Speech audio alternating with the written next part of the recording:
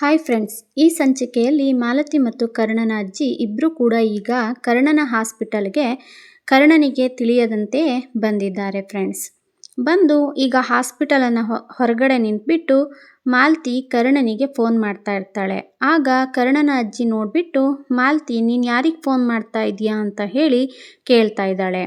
ಆಗ ಮಾಲತಿ ನಾನು ಕರ್ಣನಿಗೆ ಫೋನ್ ಮಾಡ್ತಾ ಇದ್ದೀನಿ, ನಾವು ಬಂದಿರೋದು ಕರ್ಣನಿಗೆ ಗೊತ್ತಿಲ್ವಲ್ಲ, ಹಾಗಾಗಿ ನಾವು ಹಾಸ್ಪಿಟಲ್ ಹತ್ರ ಬಂದಿದ್ದೀವಿ ಅಂತ ಹೇಳಿ ತಿಳಿಸೋಕೆ ಅಂತ ಹೇಳಿ ಕಾಲ್ ಮಾಡ್ತಾ ಇದ್ದೀನಿ ಅಂತ ಹೇಳಿ ಕರ್ಣನ ಅಜ್ಜಿ ಬಳಿ ಮಾಲತಿ ಹೇಳ್ತಾ ಇದ್ದಾಳೆ.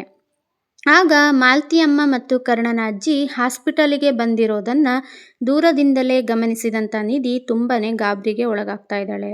ಹಾಗೆ ತಕ್ಷಣವೇ ಕರ್ಣನಿಗೆ ಫೋನ್ ಮಾಡಿಬಿಟ್ಟು ತಿಳಿಸ್ತಾ ಇದ್ದಾಳೆ. ಆಗ ಕರ್ಣ ಬಂದೇ ಇರಿ ಅಂತ ಹೇಳಿ ಅಜ್ಜಿ ಮತ್ತು ಅಮ್ಮನ ಕರೆದುಕೊಂಡು ಹೋಗಲು ಬರ್ತಾ ಇದ್ದಾನೆ. ಅದೇ ರೀತಿ ನಿಧಿ ಮತ್ತು ಕರ್ಣ ಸೇರಿ ಹಾಸ್ಪಿಟಲ್ನ ಬೇರೆ ಕಡೆಯಿಂದ ಅಜ್ಜಿ ಮತ್ತು ಅಮ್ಮನ್ನ ಕರ್ಕೊಂಡು ಹೋಗ್ತಾ ಇರ್ತಾರೆ.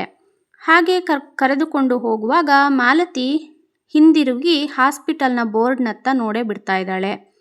ಆ ಬೋರ್ಡನ್ನು ನೋಡಿದಂತಹ ಮಾಲತಿ ಕರ್ಣ ಅಂತ ಹೇಳಿ ಜೋರಾಗಿ ಕೂಗ್ತಾ ಇದ್ದಾಳೆ. ಅವಳು ಹಾಸ್ಪಿಟಲ್ನ ಬೋರ್ಡ್ನತ್ತ ಕೈ ತೋರಿಸ್ಬಿಟ್ಟು ಕರ್ಣ ಅಂತ ಹೇಳಿ ಹೇಳ್ತಾ ಇದ್ದಾಳೆ.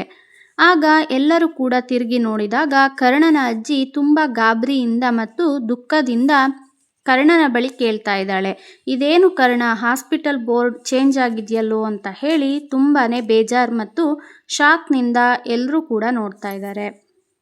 ಇತ್ತ ಕರ್ಣನ ಚಿಕ್ಕಮ್ಮ ಕರ್ಣನ ತಾಯಿಯ ಬಳಿ ಬಂದಿರುತ್ತಾಳೆ. ನನಗೆ ರಮೇಶ್ ಅಣ್ಣ ಆಗಿದ್ರು ಕೂಡ ನಂಗೀಗ ಅವರು ಶತ್ರು, ನಾವಿಬ್ಬರೂ ಸೇರಿ ಆ ವಸಿಷ್ಠ ವಂಶದ ನಾಶಕ್ಕೆ ಮುನ್ನುಡಿಯನ್ನು ಬರೆಯೋಣ ಅಂತ ಹೇಳಿ ಅವಳ ಬಳಿ ಕೈ ಜೋಡಿಸ್ತಾ ಇದ್ದಾಳೆ.